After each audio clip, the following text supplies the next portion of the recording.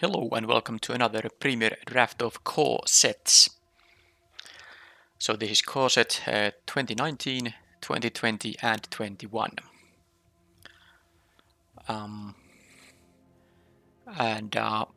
Well, Vivian's invocation says, look at the 7 cards of your library. Any creature, doesn't have to be green, and it will actually bite an opponent's creature. So this is probably good enough to first pick. 7 cards is a lot, and you don't have to choose your target before you see the creature, because this has kind of a secondary triggered ability that when a creature is put into onto the battlefield this way, it deals damage equal to its power and so on. So that means you don't have to choose a target until the creature has entered the battlefield. So you can choose a sufficient target that the creature can actually kill. So I will take this even though it's a 7-drop.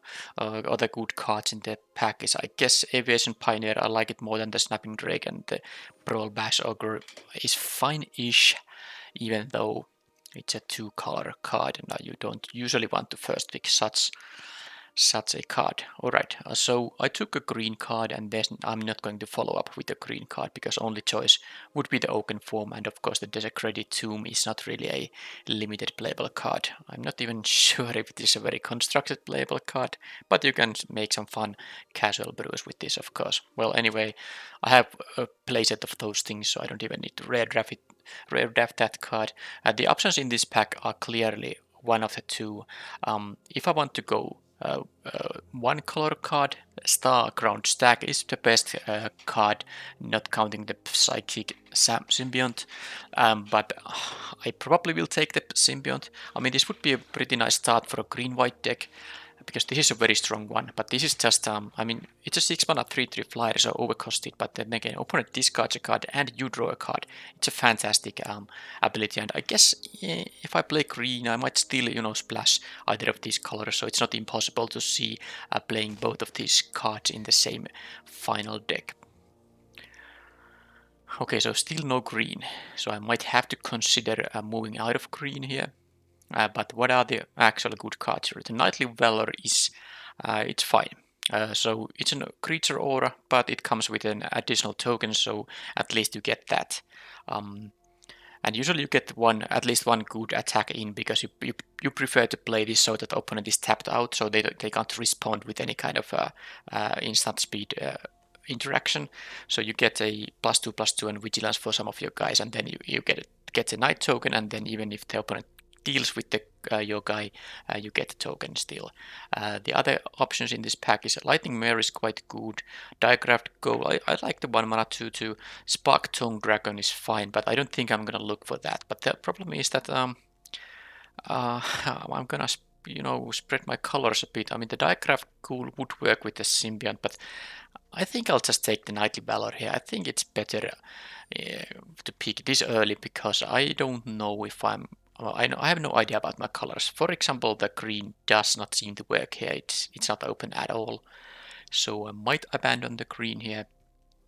And how about the Aerial Engineer? Now this is of course a little bit tougher to make happen in this core set draft than in triple M19 that had a dedicated artifact theme. So this is of course a 4/4 flyer for 4, which is amazing in limited if you have other artifacts. There still are artifacts in the M20 and M21 that you can play, so I might go for it. I could play blue, white, splash black or something like that. I'm not gonna take the Snapping Drake, and even though the Cavalry Drill Master is an okay 2-drop in any white deck, it's not that amazing compared to the Aerial Engineer. I think I'll take the Aerial Engineer here and see if I can finally try to settle on the colors here somehow. Now here is one reason to be I mean, this is one card that can make it possible to be in the artifacts deck, but this pack is very strong otherwise too. There's the Lich's Caress, and of course there is a Divination, which is a fine card in any blue deck. And Fountain of Renewal. I would play this card if I have the artifact theme, although you at some point want to draw a card out of this, but I mean, you could activate some of these artifact synergies for a little while at least. The pick here is very tough. I could take the Lich's Caress if I still want to go for the Symbiont, but I took the Knightly Valor. I'm kind of looking to maybe be rather in the blue-white archetype, and I might actually just take the Gearsmith Guardian now that I took the Aerial Engineer. That might be a crazy thing to do, but I think I want to try this now. It's at least quite fun of an archetype, I think. Alright, and now I actually get some playable green here. Both the Rejuvenator and the Center Causer are actually nice ones. Especially with the Invocation, I think the Rejuvenator would be even slightly better. But I have seen so few green here that it seems like a weird choice to move to green suddenly here. Now there is an artifact, but this is also one of those that you have to sacrifice sooner or later. So I'm not so sure if I like it with the Knightly Valor here. But I have to really try to focus on some actual deck. I'm just not sure if I like the Swift Claw at all. You know what? I'm taking the Rejuvenator just in case. This is no guarantee that I can be actually that I could actually be, you know, blue-white yet. I don't have more than these 3 cards here. This draft is going all over the place again. This happened I think in the first of these drafts too. I don't know what's going on. Anyway, here is a Fiery Finish. It's a 6-mana sorcery speed. Basically destroy target creature. It's not amazing because it's so expensive, but it's playable in red. But I'm not going to pick a red card here. I take either of these 3 drops.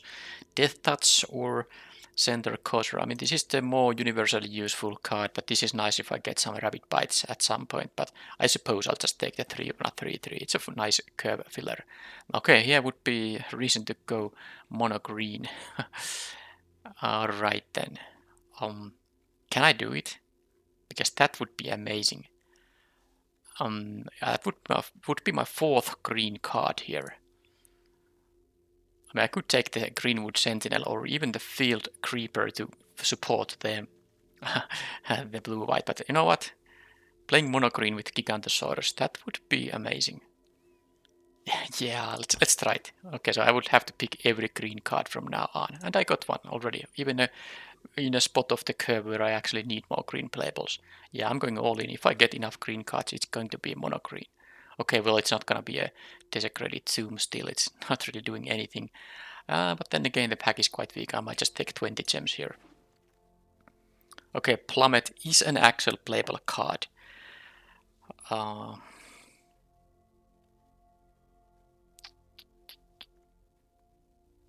Yeah, I'll take Plummet. I could play it. It is not gonna do stuff against every deck, but I could see playing one main deck Plummet here. Okay, then I just need to pick something actual playable. I'm not gonna main deck 2 Plummets ever, and this is of course best of 1, so there is no sideboarding.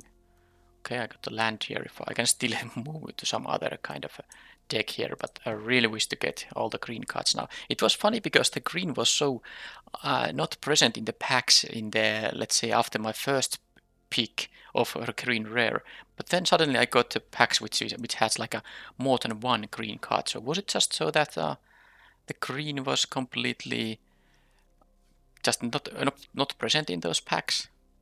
It's possible. Anyway, there is a Wakeroot Elemental. Now, this is normally not an amazing card because, you know, 6 mana 5/5, it's not really the stats you are looking for, especially for a green card. But this does work remarkably well in the Monogreen deck. So, I mean, I have to lock myself into Monogreen, right? If I have both the Gigantosaurus and Wakeroot Elemental. They are even from different sets and both have a 5 times green mana symbol somewhere in the card, so that's like that has to be a sign, right? The Overcome is a more fair Overrun.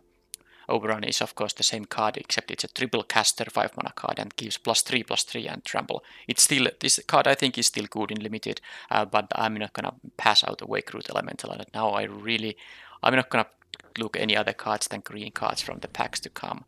Any green card is fair game, and here, or you know, even artifacts. I would play, of course, stuff like Marauder's Axe here.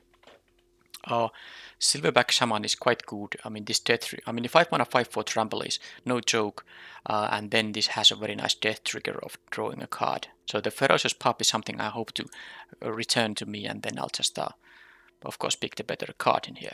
And now I do want to, I have a lot of expensive cards, so definitely I need some anyway that makes me ramp up mana. I don't know how many of those things are. At least there is a cultivate in M21, right? Is it there? I think there is. But anyway, any kind of like card like Elvis Rejuvenator and things like that are very high picks now. Okay, now there's a lot of options here. The Woodland Champion is 2-drop. One or more tokens enters the battlefield. I don't know if I'm gonna make a lot of tokens happen here. The Wolf that I just passed in the previous pack actually makes a token, so that could work. But then again, the Netcaster Spider is just a very good defensive card against flyers. I'm going to take it actually here. It's a 2-3 reach that actually is a 4-3 reach when it blocks a flyer. And here's a Vial of Dragonfire. If I'm going to play Monogreen, am I going to be so desperate that I want to actually play this kind of very, very clumsy removal? There is a Thicket Crasher. How many 4-drops I have?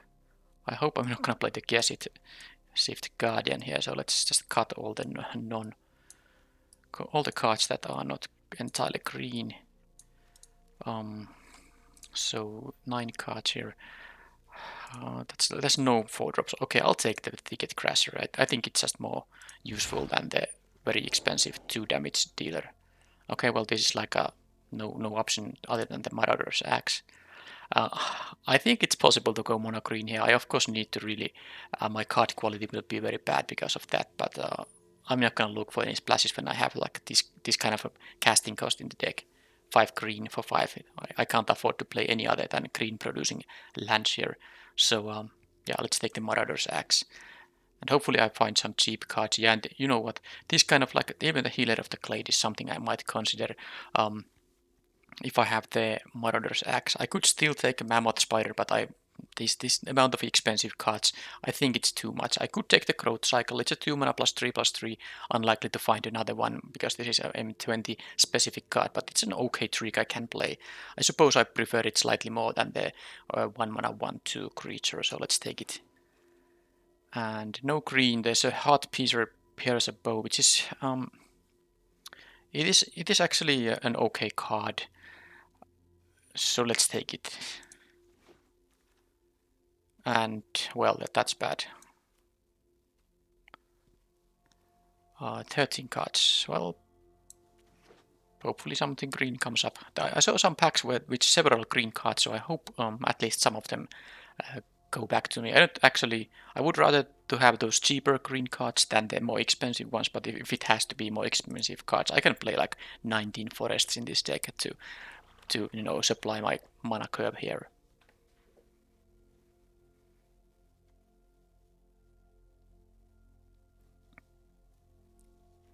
The pack 1 had the pack I would have picked this had at least the was it Overcome, the Overrun variant, and was there something else green?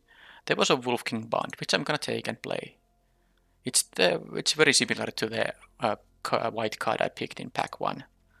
This thing gives also vigilance, but anyway, I'm gonna play it. It's yet another 5-drop, I do understand, but I'm only picking green cards. Okay, let's take the Axe, although I really hope that I don't have to play 2 of them. I really would want one of those Greenwood Sentinels to come back, but apparently that's not gonna happen. Well, I don't want to be playing the Diviner's Lockbox, but I mean, I might play it over my 20th land or something like that, so let's pick it for now. Okay, so green drafters did maybe take the Greenwood Sentinels. It's not really an amazing card, but it is what it is. If someone took it, they took it. No, it actually didn't this. No, sorry, dude, am I mixing this? This is M20 pack and this is an M19 card. Unless both sets have this 2/2 vigilance for 2. I'm not actually sure. Okay, Wheel of Dragonfire. It's better than nothing for sure. And whatever. So this is 16 cards now. Yeah, I mean, there's really cards like Diviner's Lockbox that you don't want to. I mean, I don't even have anything to fix my top card, so I really hope I don't have to play this card. Anyway, here is a perfect 2-drop here. Drowsing Pteranodon, just a defensive card, and I will have a creature with 4 power or greater at some point. Also something like Marauder's Axe to make it. So any 2-drop playable card is great, and this is also a very good one in this deck, so very happy about picking that. And Thrashing Brontodon is a very nice 3-drop, so let's take that. Double caster won't be a problem here at all, that's for sure. If I'm lucky, I get something like a Prism. I mean, I don't actually have to be lucky because this is of course not a good card, but I would just play a 2-mana 2/1 in this deck. If I get this back, I'm very happy about it. So let's see the curve. Yeah, problem is I don't have 2-drops. I have things like Path Piercer Bow, Marauder's Axe, and Wheel of Dragonfire, Plummet, Growth Cycle. None of these are cards you actually want to be playing on turn 2. The cards I want to be playing turn 2 is Drowsing Pteranodon and a Greenwood Sentinel, pretty much. Okay, well this at least is a nice pack. I'm of course taking the Primal Might here.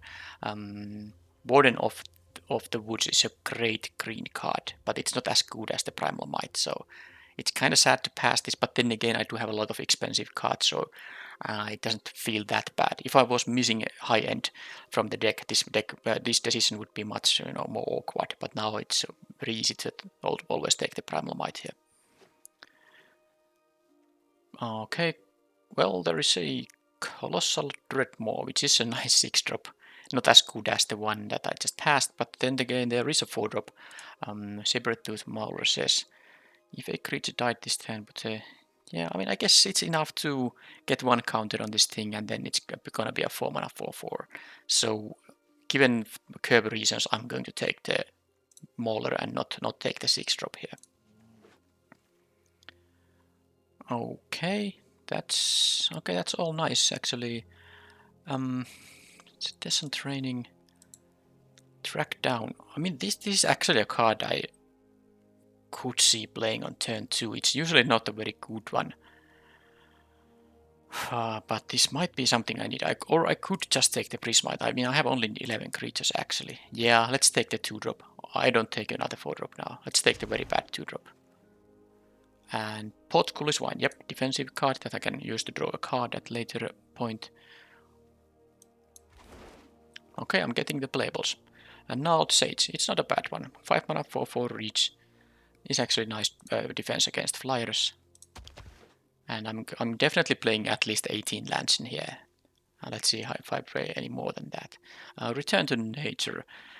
No, that's not so great. Naturalize isn't as good as something like a Plummet. I will take another pump spell here.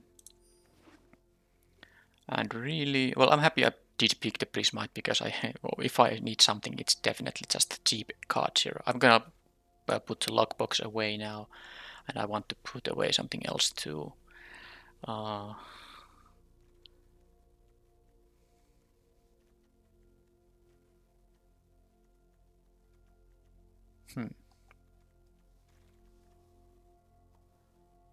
Okay, run a foal. Well, Plummet is better. Meteorite. I mean, it's not so bad with the invocation. But the Forgotten Sentinel is just a lot worse card than the 4-drops I have. Entering tapped is bad. But okay, you know what? I'll take the Meteorite. I don't need the color for anything, but it is a 2 damage effect. Okay, I got this back. Alright, actually, I don't think it's such a bad deck now. I got the 2-drops I needed.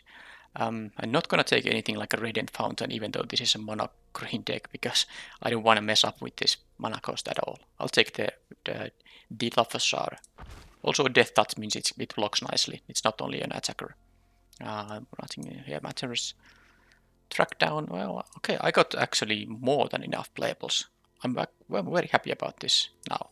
I mean, of course, the quality of the deck is really about all these a couple of rares I have here, but at least I won't have any color issues. That is nice. No color issues at all. So yeah, one Marauder's Axe will be enough, and the stuff I have in here, no need to play them. So let's cut the lands for now. I think I'm gonna play 18 lands. That might feel like the correct amount. And in the end, yes, I do have enough early game, and I'm actually going to just start cutting the least useful cards. And I think the first one will be the Heart Piercer piercer bow after all. The pinging for 1 is not really what this deck needs to win on. I think the idea to win here is to use these bigger creatures and then just win regardless of any kind of pinging. And I have the Titanic Growth and the Growth Cycle. By the way, this is a strictly worse card than the Titanic Growth here in this deck, but it is what it is. +3/+3 is still good enough. So I can use these things to push through some damage. And the Prismites will be played just because, you know, of having some 2-drop creatures in here. All 3-drops will be played, all 4-drops will be played, and I think the Meteorite won't be needed in the end because I got playables there anyway. And I will play all these 5-drops, 6-drop and 7-drop. So I will have 18 lands in here because of the heavy mana curve here, and I have the Rejuvenator, which will find that can accelerate my mana, and then I have the Track Down that can, if I need really, I can find another land, and I think I will play this card. This also makes it easier to find my heavy hitters in here. 16 creatures currently, so the invocation is very likely to hit something, and it's also quite likely to hit something that has at least 3 power, and of course it says that the creature deals damage to its power, so it works with the Death Touch also. This kills anything with the Death Touch. So I have a bunch of 3 power and higher creatures here, so I'm going to get some nice value out of this card most of the time. So cutting some cards still. I think it's going to in the end be the Plummet. I have the Netcaster Spider and I have the Gnarled Sage that can deal with flyers, and I have here actually the Primal Might, which is a nice fight spell. By the way, I didn't get any Rapid Bites or the in M21 there is the 4 mana thing that says that your creature gets a +1/+1 counter and then deals its damage equal to its power to some target. So I didn't get the green removal other than the rare one, but I guess I'll leave it that. Do I want to play the Wheel of Dragonfire? It might be something I'm going to play.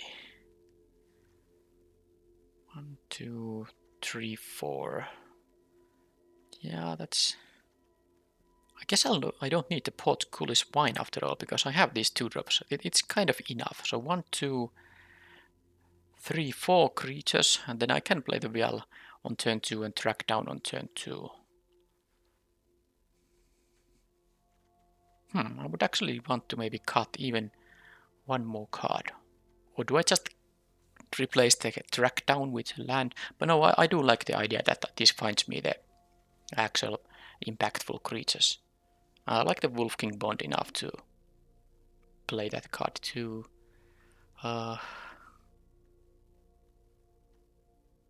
about the Marauder's Axe?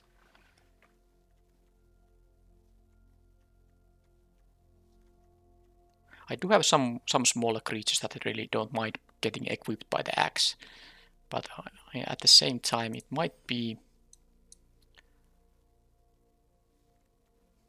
a bit clumsy to use. Yeah, I'll just use the pump spells instead. Okay, so this is the deck. 18 lands it must be the correct one, because I mean 4 or 5 drops, for example, is quite a bit, in fact. Yeah, so I'll play the Wheel just to get rid of some small guy at some point in the game. The ways to make the Pteranodon attack is, well, to play just something that has more power. The Marauder's Axe would combine with Pteranodon so that the Pteranodon can attack, but I guess I need the blocker more than the attacker here, because I have here late game here that I can use to finish the opponent. Alright, that's it. 18 forests and that's it. Then what is the art for the forest? Let's take this one, it looks pretty nice. Now this is best of 1, yes, but the idea is that I don't just care about having 3 lands in my starting hand. I want to have 5 lands by turn 5, and that's the reason I'm playing 18.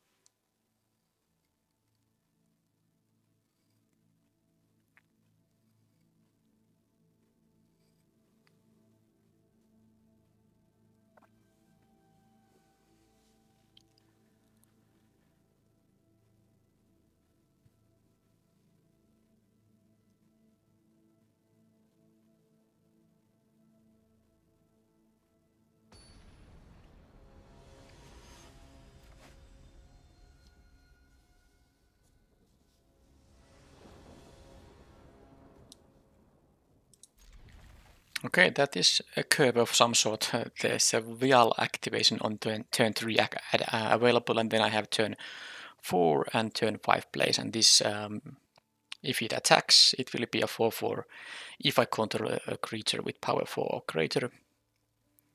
So this is kind of the solution for that. And being on the play also means that even though I have a slow turn 2 and 3, it's still fine because I get the first turn advantage here.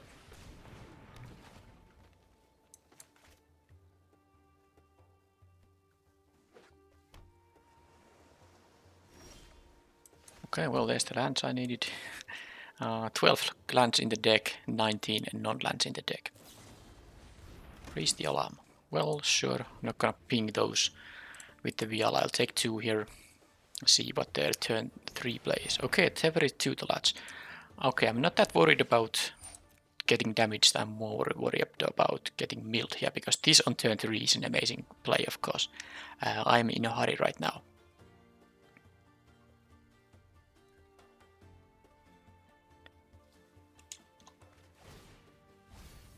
Well, at least the first card. Well, actually, both of them were somewhat unexciting, so I don't mind getting those milled. But yeah, I have in fact drawn 3 lands in a row here, because 2 got milled and I drew 3 cards, and I started with 4. Well, I mean, at least a lot of lands have been milled at 7 plus 2, 9. I have 9 and 17. Sorry, yeah, 9 and 17 here. Okay, that invocation will be useful. So I can play the Sage and then attack. They can make... I don't actually mind if they make some block so that the Dilophosaur, well, it's also a dinosaur. If it dies, I don't care about it. And they even don't do that. So in 2 turns, I'm guaranteed to get this invocation. And still the first card that got milled was a land, so that's actually good. And none of my heavy hitters has been milled here. So sometimes the milling really helps you. Okay, well that... I need something very good here. This is just bad. Okay. So what? I can't attack with these. They can double block with these guys, but I can of course attack with my Death Toucher here. Yeah, this is actually not nice. I need really my Primal Might here.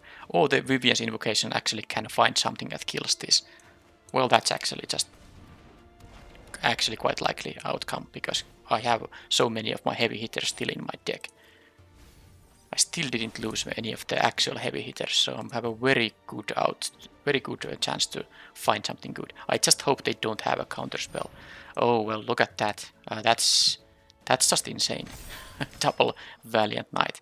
I mean, I was in a very good shape here until this thing happened.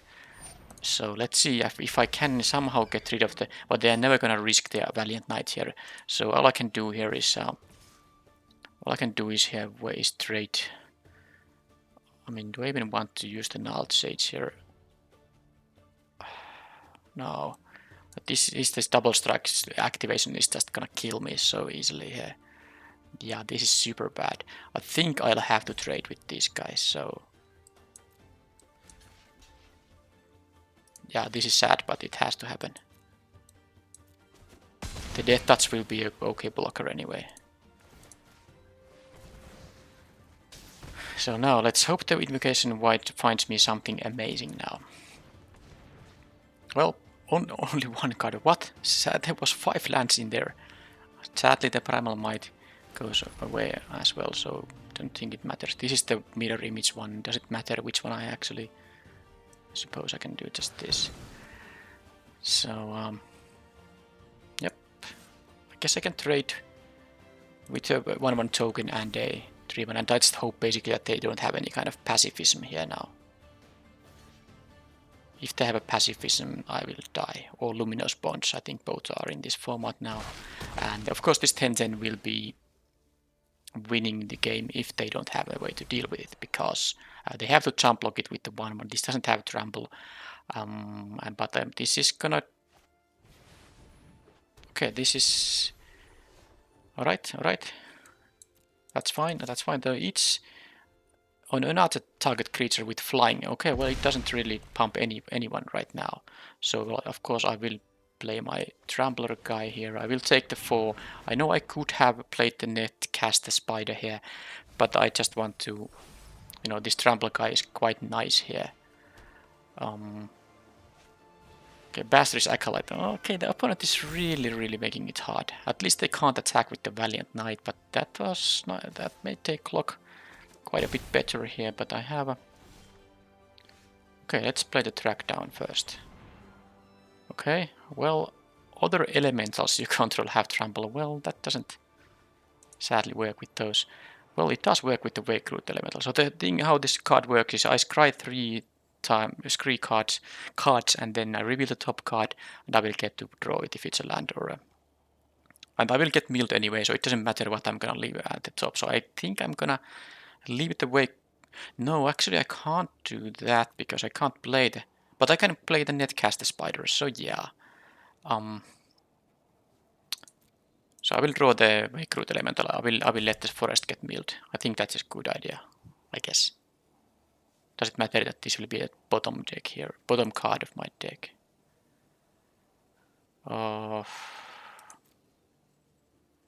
Fine. I don't. I'll just draw it and whatever, because they have to now, of course, block the 10-10. If I attack with the 5-4 Trampler, this doesn't have double, but it can have double strike next turn. But they do need to. They can drop to 7 right now. If they don't draw anything, they must leave one of these to block. Because, oh no, they will drop to 9 because this will gain 2 life when it jump blocks. But I have the netcaster spider here. So I guess I'm just hoping that this works. Because if I leave the Gigantosaurus back, yeah, it prevents the Valiant Knight from attacking. But the problem is, of course, that the flyer will clock me anyway. So I need to be able to attack with this. And hope if this was a land they just drew, it's going to mean that they are in a bad shape, and they did. So this is now making they can't even attack here, and with the Wake Root elemental I should be winning the game. I am very closely going to get decked in here, but it doesn't matter. So this will get double strike, but it's all fine because they still can only jump, block it, or trade both of these guys. There's no point for me to attack with all of my guys. I mean, because they can jump block the Gigantosaurus. I might still do that. No, they have to jump block or trade with this anyway. So yeah, this is actually very simple. No point in attacking with any other guy here. If they trade both of them to the Gigantosaurus, that's completely fine to me.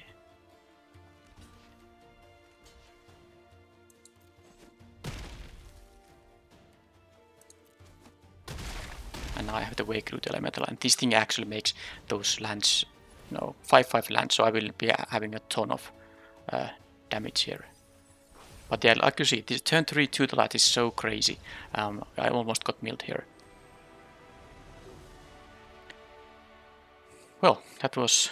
I used my rares here quite efficiently. The Vivian's Invocation found me the Gigantosaurus, and I guess I didn't need to have specifically the Wake Root elemental there, but I still had it, and that kind of made it sure that I will win.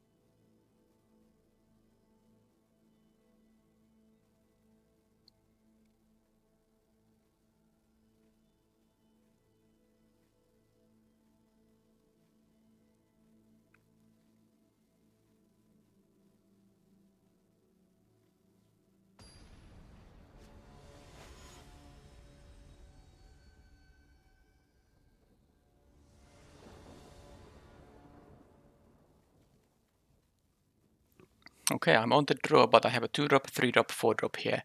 This is very likely to hit a land because I have 18 lands total in the deck. it will look at the top 5 cards of my library.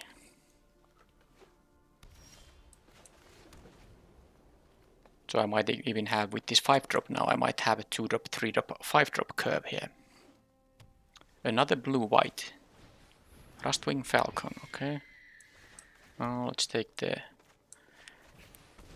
better 2-drop. I haven't drawn any lands yet, but I have a couple of turns. And even if I don't draw any, I will most likely hit a land with the Rejuvenator and get the Dilophosaur happen on turn 4, if nothing else.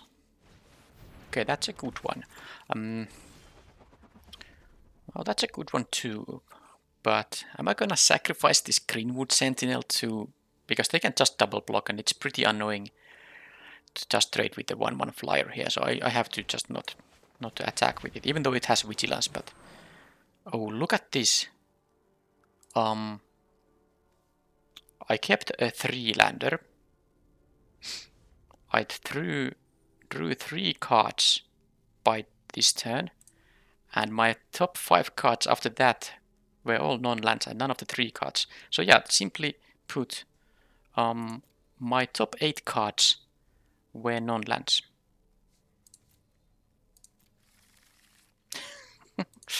Alright, I mean, that was not a very likely outcome. I wasn't... yeah, didn't really assume that would be the case. So I have... this is an 18 land deck, so there was 15 lands in the deck. And in the top 8 cards, yeah, I don't even want to count them.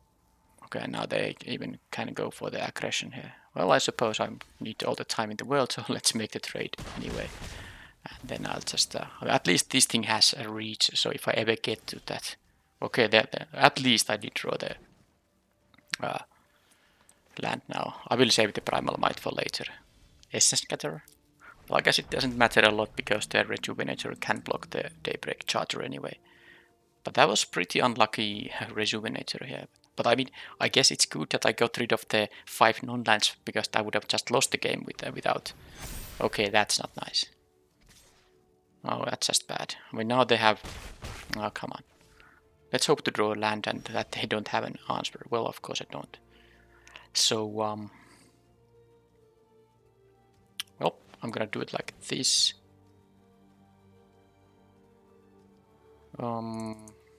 X equals 3, so this one gets +3/+3 and kills this. Hopefully. Or is that not gonna happen?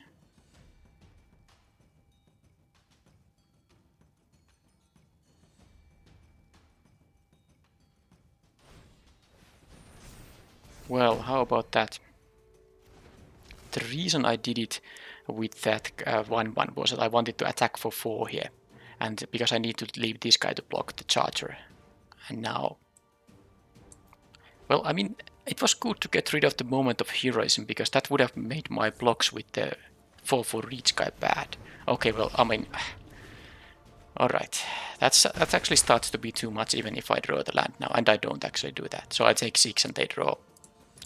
I mean, literally... I drew 6 cards and I saw 5 cards. So in my top 11 cards there was 1 land. And I'm playing an 18 land deck. I mean, I could do the math for that, but I can say it's pretty high, pretty low likelihood to happen. Opponent probably thinks that I'm missing my second color here. If they knew the truth. Well, that can happen. That can happen indeed.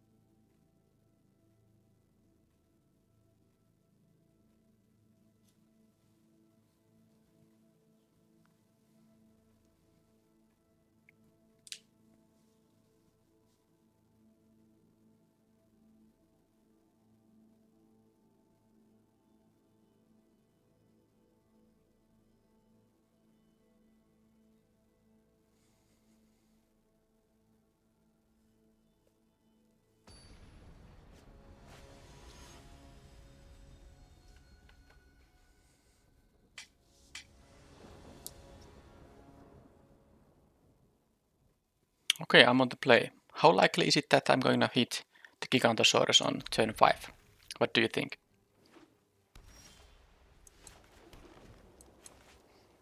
Five draw steps, can any one of them be a land? Well, that actually can find me a land. Don't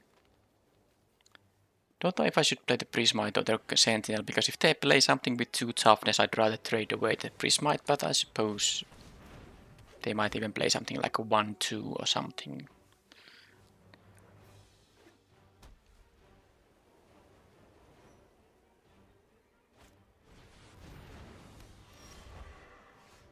Well, that's a free attack that I have here. So let's see if they're gonna take the block here. And this doesn't have Vigilance or anything, so I suppose I can play the Prismite in here. This is a very good card, but I'm happy they didn't have a 2-drop so that they can't start attacking for more than 1 currently. This is, by the way, 3rd blue-white deck in a row.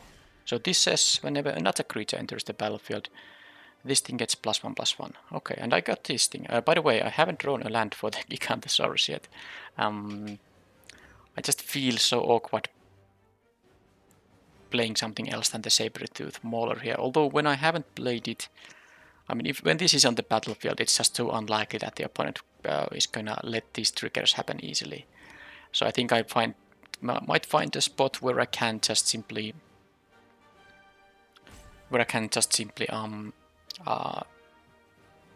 find some natural trade and then play this and have it be a 4/4 right away. I think I'm gonna play the Netcaster Spider, and hope that I draw the 5th land. If I don't, I will of course then use the track down for a land. I could have done it now, but then I would have played like nothing that affects the board this turn. And I really hope that I can just naturally find the 5th land. I mean, okay, another Pastor. I'm not in a good shape here. I'm not in a good shape at all.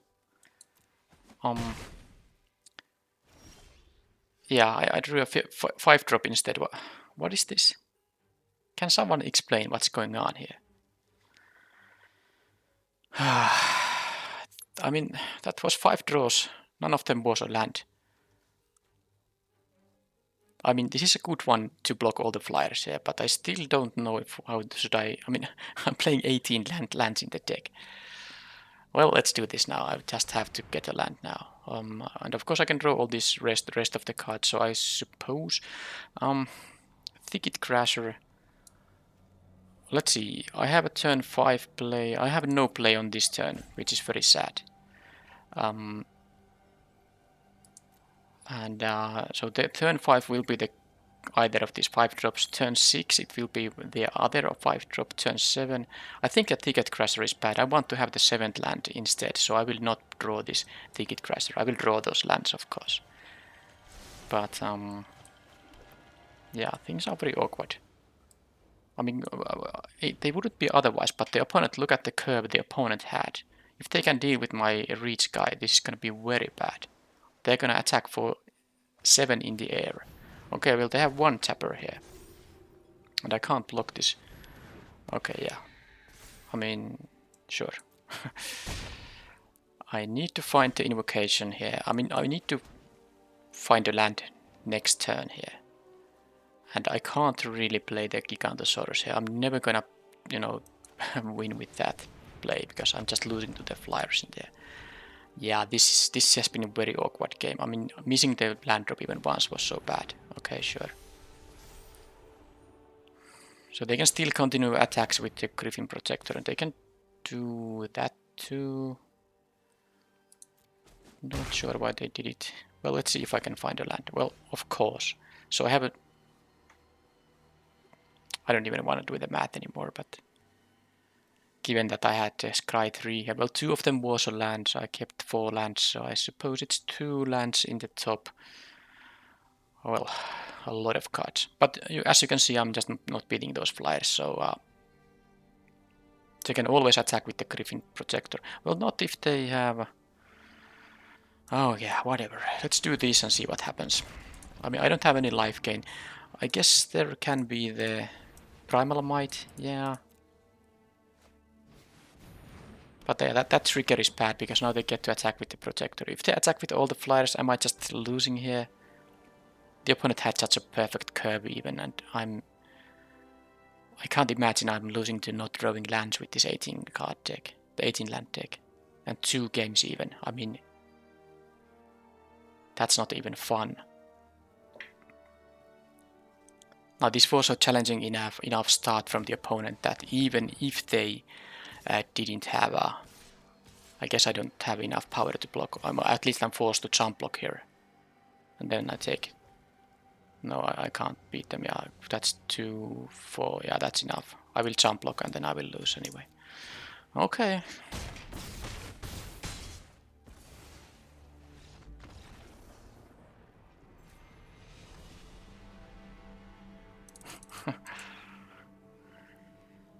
The game won't let me have fun with the deck because that's the kind of loss that is really awkward. I mean, 5 draw steps, only one of them had to be a land there.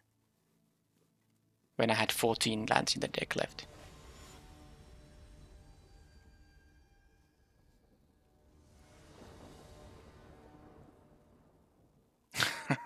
Okay, I go first, miss my 3rd land drop, and well, I'm not gonna miss the 3rd land drop. I will have the Titanic growth here at least. And then I have a couple of 4 drops here, so if I find 2 lands at a reasonable amount of draws, it's all gonna be fine, like that. Come on, is that gonna be another blue-white? I mean, the flyers are maybe the worst opponent for me because I have a big, yeah, oh come on. Because I have here big, ground guys that can easily block the opponent, but if opponent has like 2/2 flyers, I need to raise them. Of course, now I can raise them because I'm not missing my land drop, so that's good. So basically, their flyers will be smaller than my guys, especially when I have this start. Yeah, so I should be in a good shape here. Yeah, definitely. This 1/1 and 1/3 are not really that amazing. I'm going to attack with both of them, but I'm not gonna play the Titanic growth here if they go for the blocks, and they basically shoot. They can't take all the damage here. I will play the Dilophosaur, I think, and next turn I can play the Ticket Crasher to trigger the Dilophosaur here. Okay, with this start I should be winning here pretty easily. Unless they have something like Rat effect, which of course this format does have. This has 3 different corsets, and I think almost all of them have a Rat effect, if not everyone. At least M19 and M20 have, right? Or do they? I think they do. Either way,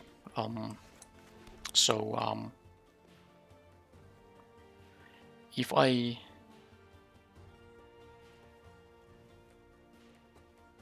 don't want to take the double block when I have the Titanic growth here available, so what I'm going to do here is I'm going to play the Thicket Crasher, not... I mean, I could trade with the Corsair though, because it is quite annoying in the end. It can start flying with the Daybreak Chargers, so I suppose... Although they might have something like a Luminous Bunch, that Thrashing Brontodon might be quite useful in that case. And can they afford to start attacking with all their guys? No, I think I'll choose like this. This is the Sentinel is a free attack, of course. They probably just block with the Corsair, but they might go for the double block, in which case the Sentinel can get for 2. And if they block the Daybreak Charger with the Daybreak Charger, I don't mind to trade here. So now, this also of course represents 4 extra damage to the opponent. So if they attack with the Corsair and the Charger here, okay, that's a good one. But I don't think they can really afford any very bold attacks here. They have only 1 mana up, so I should be maybe in a pretty good shape with the Titanic growth here.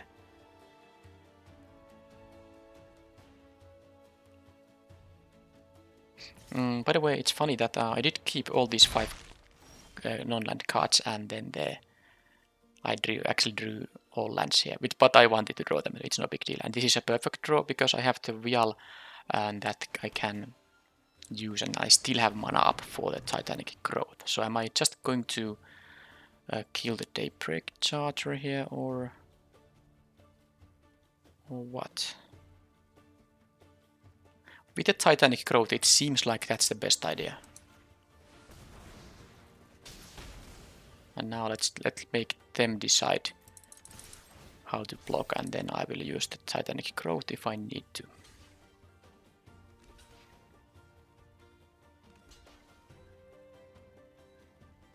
So this is just a win if they don't have anything, so let's try it.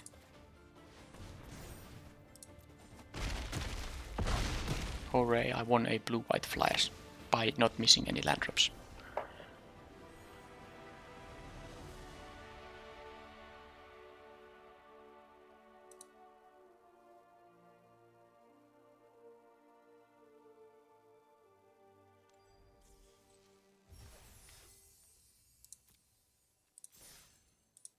Can I have something else than a blue-white? I mean, was that really the fourth blue-white? I mean, that was the fourth game and the fourth blue-white, if I'm not mistaken here.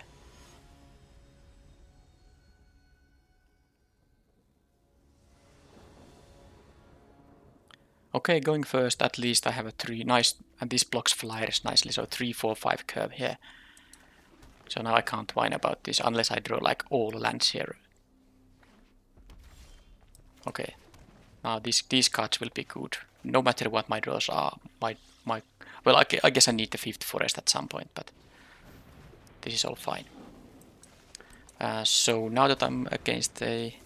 Yeah, I have to trade here because the Thicket Crasher also just trades with this thing, so I will block if they attack.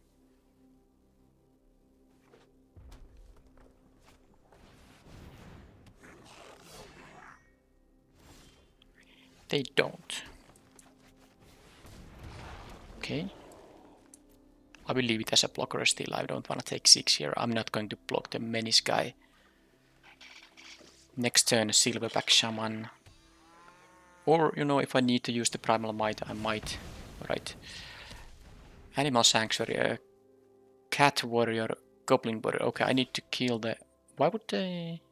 Okay, they have a pump spell. They must have a pump spell because that they can start pumping the cat otherwise. Alright, well, it being a 4-2 doesn't mean that it's going to be...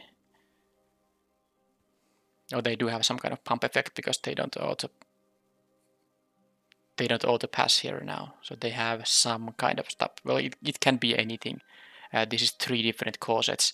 Red and white definitely have a lot of different 2 mana tricks available. 1 or 2 mana tricks available.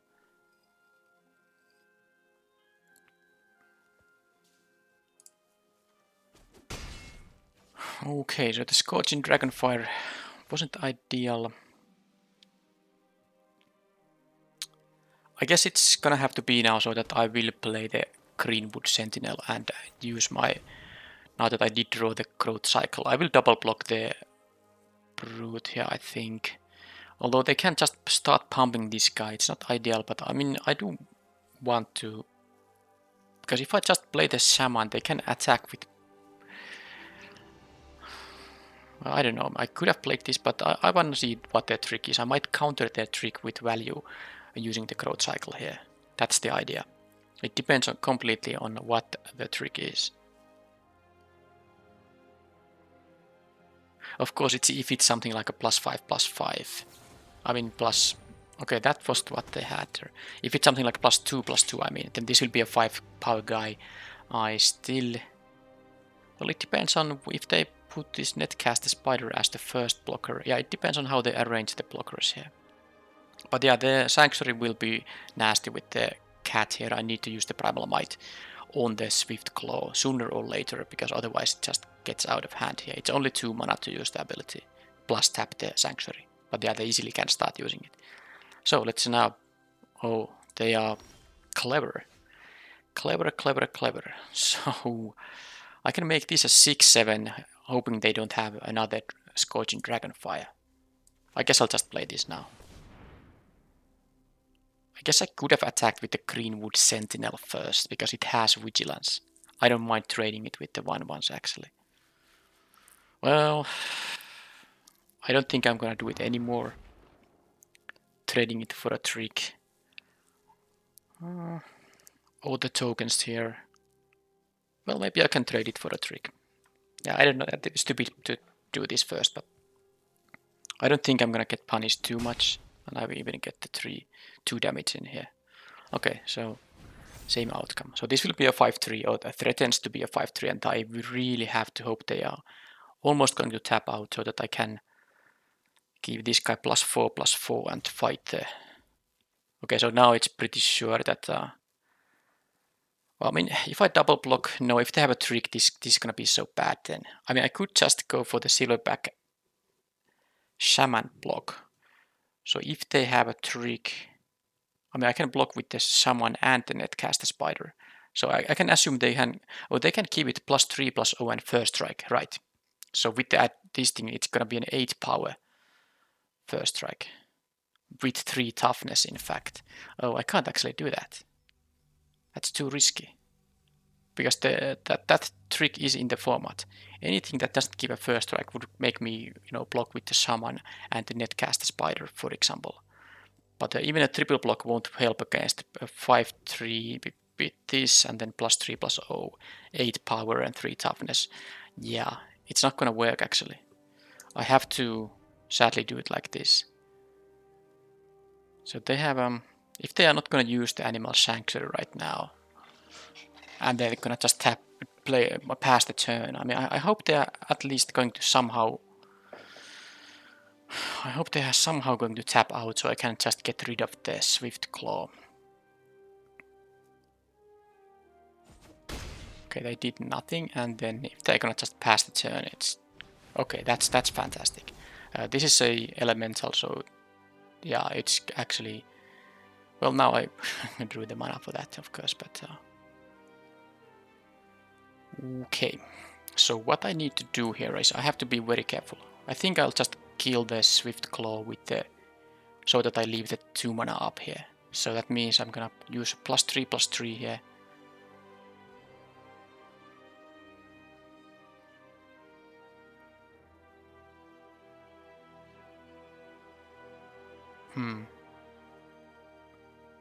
I have to kill this. It's too risky to let it grow. I'm just thinking about if I use on the Greenwood Sentinel, this can just be blocked by the 1/1 because they will take a lot of damage here. It would be nice to just, go crazy with the trample, but they have way too much stuff going on. The 5/4 here, they have a trick for sure in their hand. Or it's actually at least quite likely that they have something. So I have to actually go like this here. It doesn't actually matter what I do. Let's do it like this, and let's just pass the turn. I want to play the Wake Root Elemental. This will of course be a crazy good ability. I need to just... but the opponent could also... Well, I don't know. If they have Flyer, I still have the Netcaster Spider, but I need to start dealing damage at some point at least.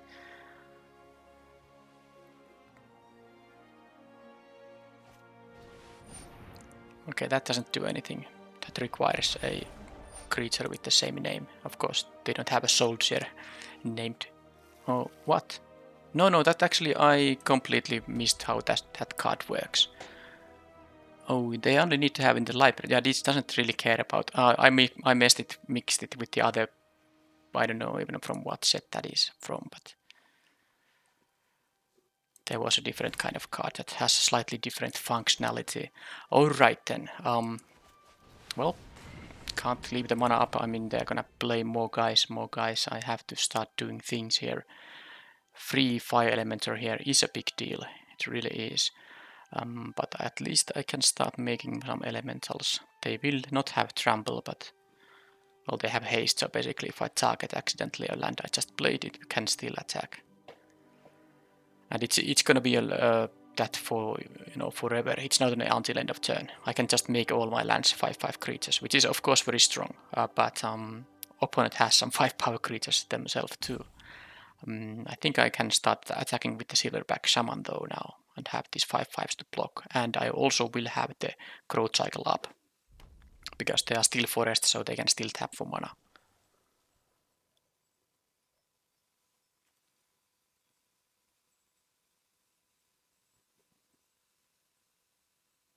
Yeah, I mixed this with some set had a 5 mana 4/4 that says that when it enters the battlefield, if you control 2 same named creatures, you get a copy or something like that. I'm not actually even sure anymore what that was. But yeah, this is a good one. 4-mana 3/3, and very nice if you have duplicate creatures. You can just get a free one from your deck if you happen to have the other one at the ready. So now Sage is good. So now it's time to start the attacks with the 5/4. This, if this guy dies, I will get to draw a card, and of course I have the growth cycle here up too.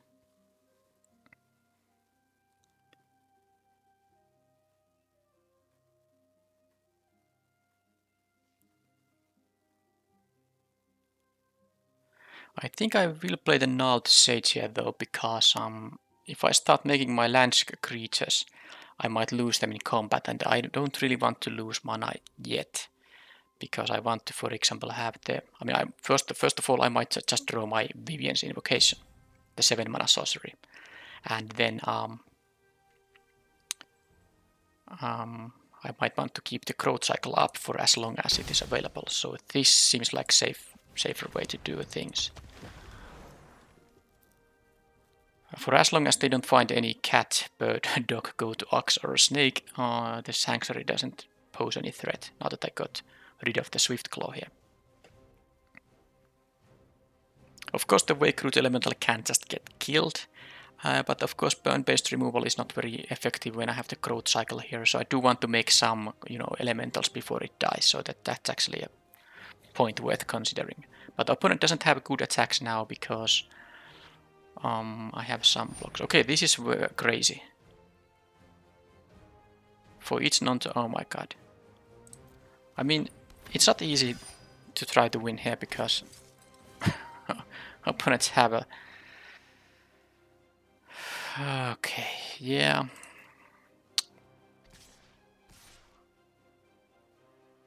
So this makes creatures you control with power less than Lena's power gain in there. So it doesn't make this 5/4 indestructible. But oh boy, is this crazy.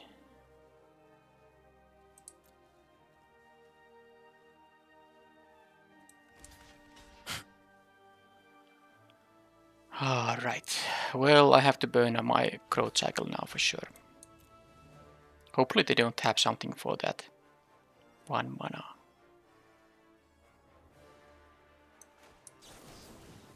Is there the +1/+0 and first strike available? They can kill the Gnarled Sage for free in that case. No, they have this activation up, but it doesn't make these guys indestructible. So, okay, they get their rare. I have one of my rares, and let's see what's gonna be then. So I will attack with the Silverback Shaman, and I will probably, well, at least I will draw a card out of it. So there is that. Because I don't think they're gonna take 5 damage anymore. They can just do. So they can, for example, block with all the small guys and make them indestructible.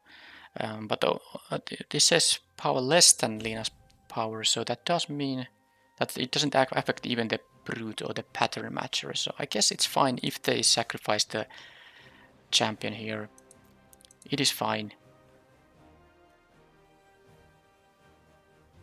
Then they will just have a bunch of 1/1s here.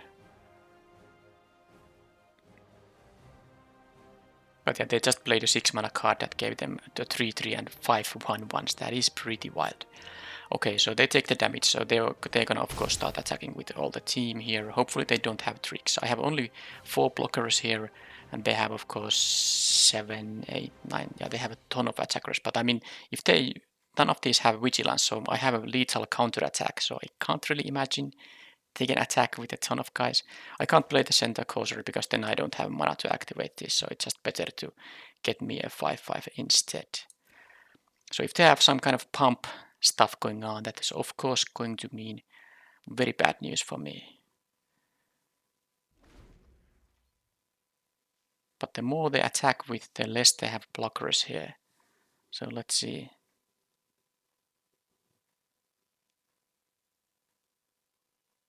If they have a mass pump, I mean, of course I was never gonna win here.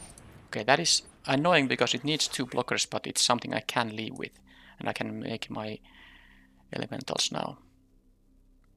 And they need to start blocking quite soon.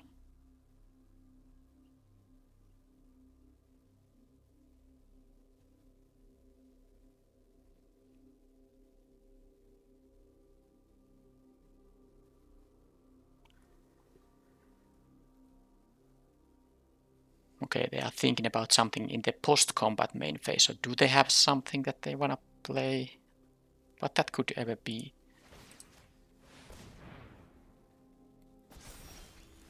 Okay, land is not bad at all. So, well, I will continue attacking with the 5-4. I'm not gonna let them draw something crazy that makes them win. I mean, any mass pump effect will just kill me, so I need to make some attacks here. Okay, they still take the... Okay, I guess they are just... Because now they're kind of forced to make a lot of blocks. So, not sure.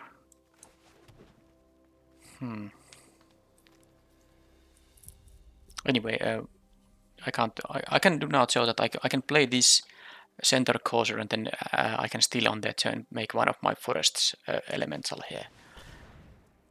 I have the same amount of blockers here anyway. Because this forest that is already an elemental will tap for mana. I can't do it before blockers, or I can, but then this will be tapped, so it's like no difference there, but I can at least make elemental for me now. Regardless. Okay. Oh my god. They had Lena and that thing. That's just gonna be a kill. I don't even have to make the... I mean, I can just... that was the end for this event. Who would have thought?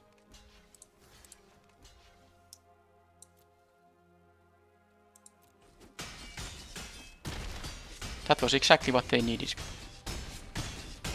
They weren't gonna win with any other than the mass pump effect here. The attackers were not enough to... That wasn't enough attackers for them. I'm pretty sure, at least. 1, 2,